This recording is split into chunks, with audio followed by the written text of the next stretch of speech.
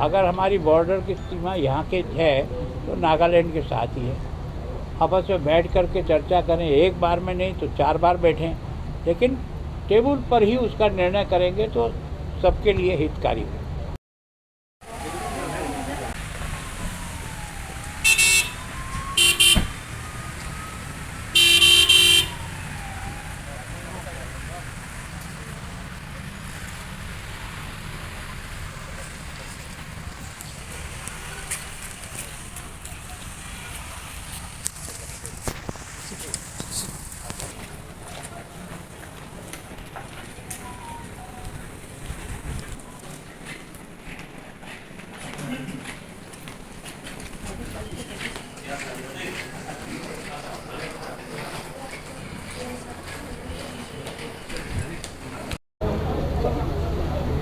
Sir, what is the main purpose of your visit here in Kargil?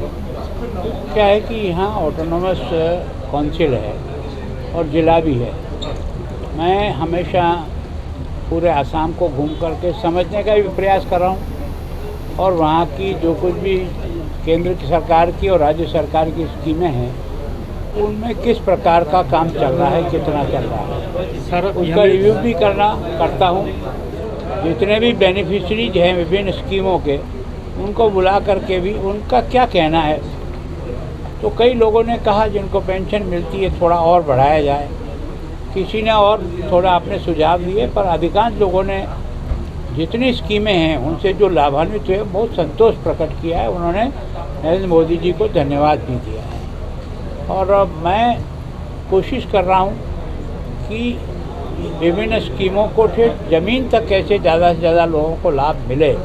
और यहाँ council के सारे प्रतिनिधियों, जनप्रतिनिधियों को कहा है कि अगली बार आऊँगा मैं तब आपको ये सारा डॉक्यूमेंट पहले पहुँचाऊँगा और आप स्वयं उसमें पार्टिसिपेट करें कि आपको कौन सी स्कीम में क्या कमी है, कहाँ और सुधार की ज़रूरत है, उसको सुधारेंगे। सर, जो नया वोटर लिस्ट बनाने के बाद डिमांड चल रहा है उसके बारे में आप क्या बोलना चाहेंगे? देखो, मैं सोचता हूँ ये सारा चुनाव आयोग का काम है। वोटर लिस्ट कब बनती है, कैसे बनती है, कितने समय बनती है, इसमें कोई भी हम लोगों का निर्णय कोई मान्य नहीं होता है। ये जब चुनाव की प्रक्रिया और चुनाव आयोग जो होता है वही वोटर लिस्ट कब बदलना, कब जोड़ना, कब घटाना, ये उनका काम है। और ये जो सीमांकन का जो अभी हुआ, नई कॉन्स्टिट्यूंसी बनी है, उसका अपना एक प्रोसेस है।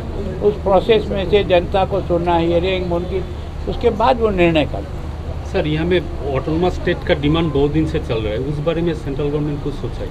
देखो, मैं सोचता हूँ कि ऑटोनोमस, वैसे तो ये जो है काउंसिल है आज के टाइम, यहाँ के लोगों की ये डिमांड है कि हमको अलग से ही एक स्टेट का दर्जा मिले, इस तरह की तो इनकी डिमांड है, विचाराधीन होगी। हमारी तरफ से अगर किसी से आगे बात करनी हो देखेंगे हम, जब कभी मिलेंगे तो करेंगे। अब सर, यहाँ में इंटरस्टेट बॉर्डर लेके बहुत क्लैश हो रहा है, मतलब आसाम देखो, मैं सोचता हूँ कि हर समस्या का समाधान आपसी चर्चा के द्वारा ही होता है। अगर हमारी बॉर्डर की सीमा यहाँ के है तो नागालैंड के साथ ही है। आपस में बैठ कर के चर्चा करें, एक बार में नहीं तो 4 बार बैठें, लेकिन टेबल पर ही उसका निर्णय करेंगे तो सबके लिए हितकारी हो।